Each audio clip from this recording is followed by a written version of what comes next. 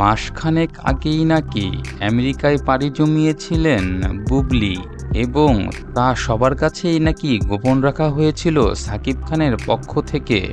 এবার সোশ্যাল মিডিয়ায় বুবলি এবং তার কন্যা সন্তানের একটি ছবি প্রকাশ পাওয়ার সাথে সাথেই হইহুল্লোড় পড়ে যায় সোশ্যাল মিডিয়ায়। সবাই বলছে সাকিব খান নাকি আনুষ্ঠানিকভাবে ঘোষণা করতে চেয়েছিলেন তার কন্যা সন্তানের কথা, কিন্তু কেউ বা কারা এই ছবিটি প্রকাশ করে দেয় বুবলি এবং তার কন্যা সন্তানের। এই বিষয়ে সাকিব খান কথা বলেছেন মিডিয়ায়। এই যে আমার পার্সোনাল লাইফের বিষয়টা, বুবলি বিষয়টা যেটা বললেন আপনি, আমার পার্সোনাল লাইফের এই বিষয়টা উঠে আসার পরই বা জানার পরেই কিন্তু একটা মহল আমার পেছনে লেগেছিল। তারা কিন্তু আর অন্য কোনো কিছু, তারা অনেক কিছু সাজাতে চেয়েছিল কিন্তু কিছুই কিন্তু পারেনি। তারা ভেবেছিল সাকিব অধ্যায় এখানেই শেষ করছে, তা কিন্তু আর হলো না।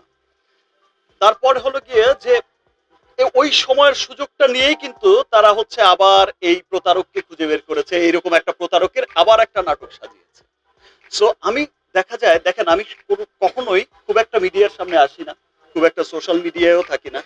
আমি সব সময় কিন্তু আমি বিশ্বাস করি যে আমার জন্য আমার লাখো কোটি মানুষ আছে যারা আমাকে ভালোবাসে, দেশে বিদেশে কোটি মানুষ আছে যারা আমার পক্ষ থেকে জবাবটা দিয়ে দেয়, এবং আমার বিশ্বাস আছে যে সমস্ত কিছুর কিন্তু অভিযোগ আমার বিরুদ্ধে যা হয়, যা কিছু হয়, সমস্ত কিছুর প্রমাণাদি কিন্তু আবার আপনারাই দিয়ে দেন।